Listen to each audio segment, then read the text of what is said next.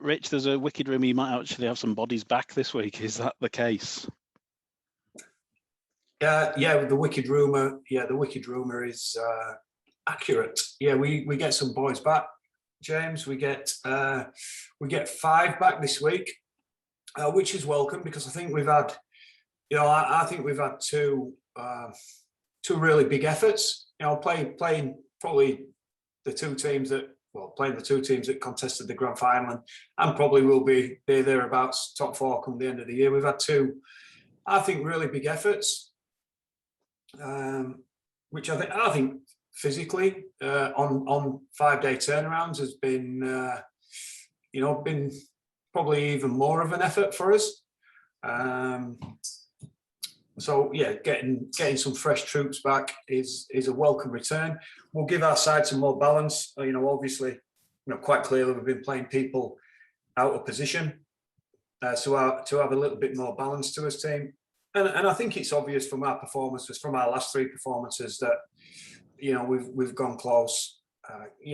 Clearly we've been missing some strike and some cutting edge as well, and there'll be a welcome return. I am guarded because some of the guys coming back haven't played for a while, but we need to get them playing and back in our team too. The last couple of years, James, I think one positive that I could take from coaching this team is our numbers have always been very high for offensive miss, tackle bust, line break, that sort of thing. And I think we have struggled to get over the line in the last 3 games. So I'm hoping that we have got some players that will add to our game in those particular departments. As I said, sleeves up, gritty, effort, spirit, determination. I couldn't knock our guys. I think in some of the big moments, certainly in the last, some momentum changes which I talked about last week, I thought we could have been better.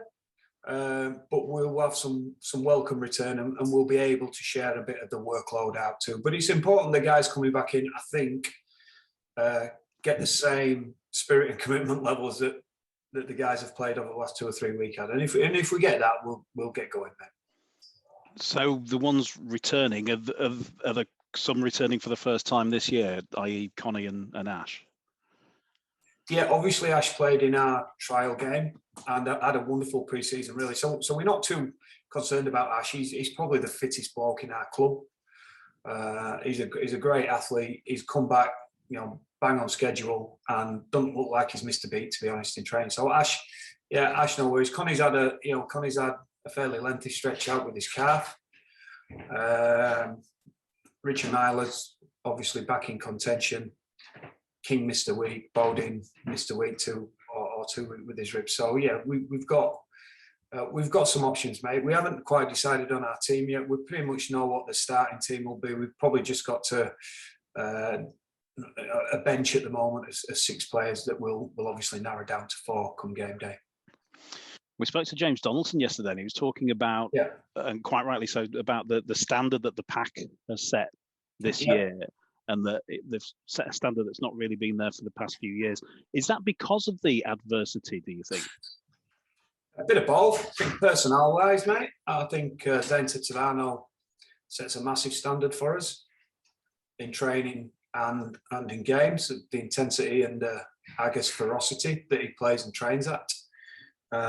And he's a leader. So I think coupled up with Matty Pryor has assumed a more senior role probably than he had last year with us too. And I think guys like Cam and Mickey that are growing in confidence, but also ambitious too. They want to become top standard players. Dono has found a level of consistency probably over the last year or two, and again gained some confidence, I think, out of the strides that he's made over the last couple of years. So yeah, they're really taking it upon themselves to have some pride in that middle third of the field. I've not seen this, but I think someone wrote an assessment that we've got the 8th best pack in the comp, and I think they've used that as a little bit of motivation. I've not seen the article myself, but I think they've used that as a little bit of motivation. But I think as a coach, when we were putting a pack together, or certainly a middle together, I think it's been commented on for a while that Leeds have probably missed that that real dominant up front guy. We think we found him, and the response around him has been terrific. Unfortunately, he's not going to be on the field for 4 games, but I thought they took on the mantle last week, James, too. We had limited middle rotation. Jared's a loose forward. Dono ended up playing as an edge. Our bigger middles had to do it really, really tough on game time. Mickey did 80, which were a phenomenal effort, backing up what he did against Saints. Cameron did big minutes, and Matty, I think every game so far has just proven to be a warrior for us. So we're liking what they're doing, James. And probably said this last week too, but at the same time, we know that spirit and commitment will take you so far. Certainly in a lot of games, you need a little bit more quality at times too, and we know that's where we're at the moment. So with some welcome returnees, and we know as a team and a group we have to execute some of those big moments and some of those chances a little bit better. And I'd say in a couple of games we've let a couple of soft tries in too. There's been some big moments there on the defensive side of things. So we know where we're at, mate. We know we've got to keep working hard, and hopefully we can improve in some of those bits that we're talking about. Having had that first game last week, Kyle Eastman, what more can you, having got that out of the way now, what more can you expect from him this week? Yeah, it'll take him a while to find his feet. I think I asked for a summation of his performance straight after the game, and I thought defensively he was very good. I thought our left edge, his movement, his check and release, the speed in which he moved our line, transported our line sideways a little bit were great. I thought he got his body in front of people and came up with strong tackles, and we've seen that in training. But you don't buy a half because he's a defender, do you? You buy him for what he can bring to your attack. But I felt it were a difficult game for him to get into because we were scratchy in good ball.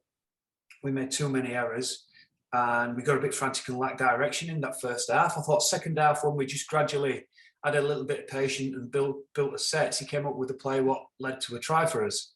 I would also say that when we get what will be our first choice spine around him, that'll make it very easy for him too, because we had Reece Martin at standoff and we had Jack Broadbent playing fullback. Now I think both those boys as makeshift players did a good job for what we asked them to do, but at the same time, it's not like having the 7 that plays on the ball and a fullback that I think, as all you guys have seen and can appreciate, with the noise blanked out in the stadiums, the work what Richie does offensively and defensively with his talk and that extra pair of eyes. So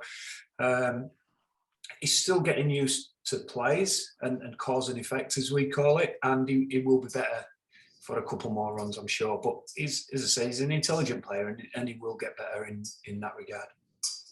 What do you expect from Hull KR? How do you read them right now?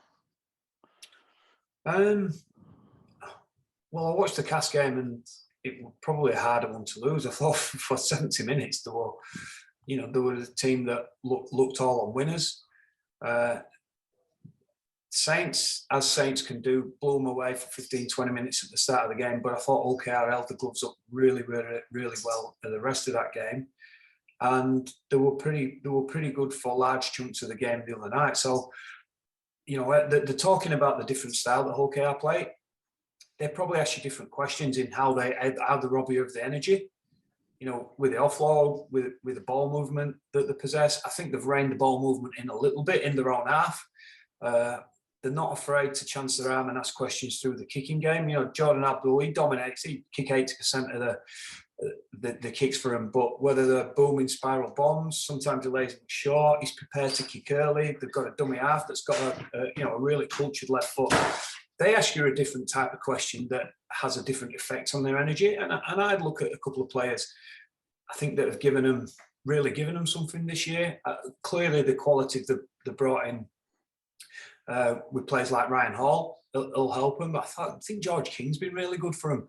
He's had great leg speed over the headline. His footwork's been great. The double-pronged attack from the hookers. Matty will be highly motivated because he's a former player here. But I'm a big admirer of Matty, even though I'll probably coach when he left the club. I think the style he plays within their team and the amount of times he runs the ball and tests your A defenders inside, shoulders out. You know, the challenger in a different way to a lot of teams.